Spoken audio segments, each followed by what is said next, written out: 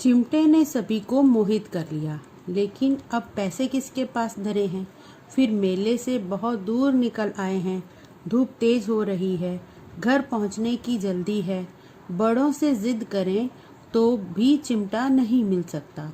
हामिद है बड़ा चालाक, इसलिए उसने अपने पैसे बचा रखे थे। औरों ने 3-3, 4-4 आने पैसे खर्च किए, पर कोई काम की चीज न ले सके। हामिद ने 3 पैसे में रंग जमा लिया। सच ही तो है, खिलौनों का क्या भरोसा, टूट फूट जाएंगे। हामिद का चिमटा बना रहेगा बरसों। मोहसिन ने कहा, जरा अपना चिमटा दो, हम भी देखें। तुम हमारा भिश्ती लेकर देखो। महमूद और नूरे ने भी अपने अपने खिलौने पेश किए। हामिद को इन शर्तों को मानने में कोई आपत्ति न थी। चिमटा बारी बारी से सबके हाथ में गया और उनके खिलौने बारी बारी से हामिद के हाथ में आए। कितने खूबसूरत खिलौने थे।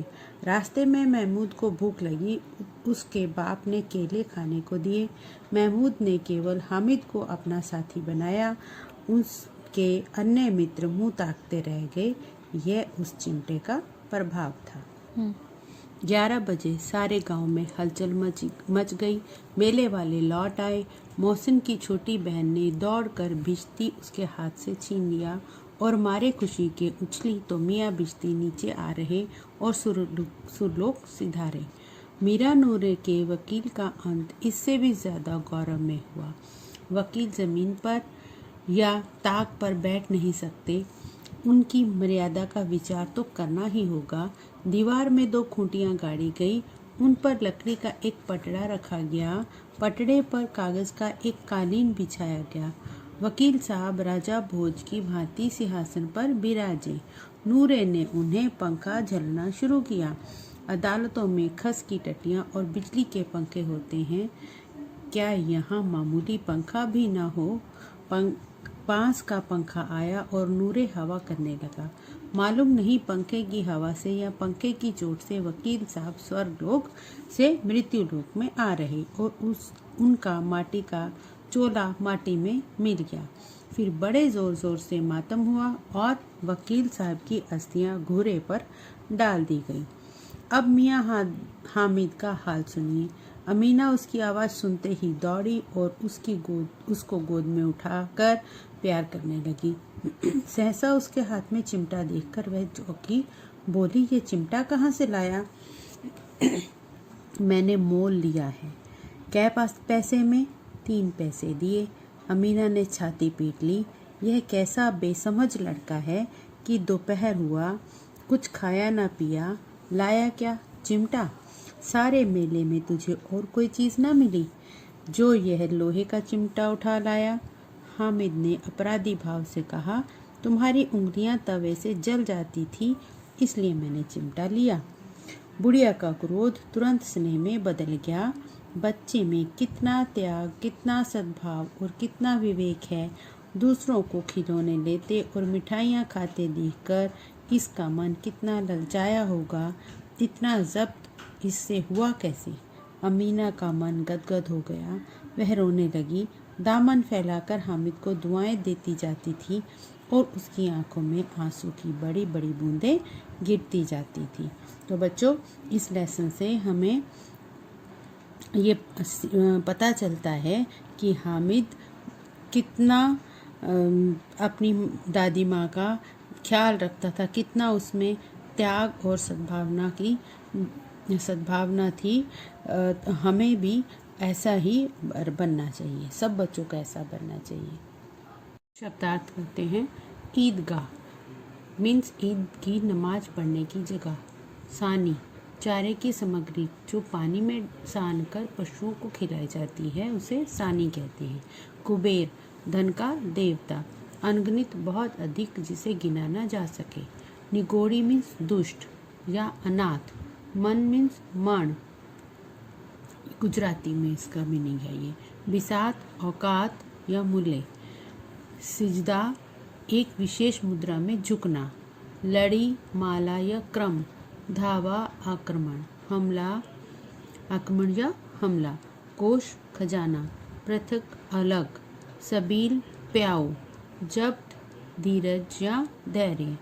मुहावरे, दिल कचोटना, कुछ ना पाने पर दुख होना, बेड़ा पार लगाना, किनारे ले जाना, संकट से बचाना, गले मिलना, प्रेम से भेंटना, दिल बैठ जाना, हताश या निराश होना, बाल बांका ना होना, जरा भी नुकसान ना होना, सुरलोक सिधारना, मर जाना, छाती पीट लेना, दुख प्रकट करना। अभी अभ्यास करेंगे। पहला प्रश्न, प्रश्नों के उत्तर दीजिए। हामिद ने चिमटा ही क्यों खरीदा? क्यों खरीदा था? क्योंकि चिमटा देखकर उसे अपनी दादी की याद आ गई थी, क्योंकि जब वो रोटियां बनाती थी, जब वो तवे से रोटी उतारती थी तो उसके हाथ जल जाते थे।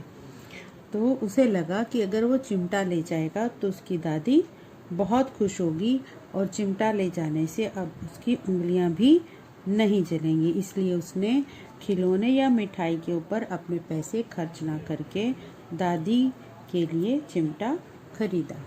चिमटा खरीदने के लिए हामिद कौन से कारण बताता है?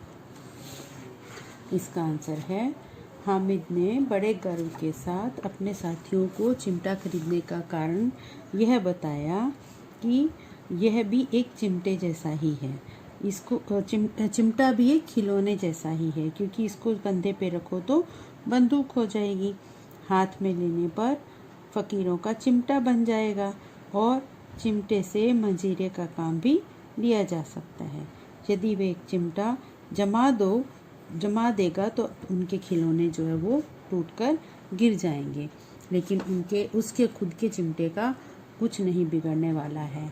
और आग पानी में, आंधी तूफान में भी चिमटे का कुछ बिगड़ेगा नहीं, वो बराबर डटा रहेगा। इस प्रकार हामिद ने चिमटा खरीदने के लिए जो कारण बताए वो बहुत ही सही है। थर्ड क्वेश्चन, बूढ़ी अम्मा का क्रोध स्नेह में क्यों बदल गया?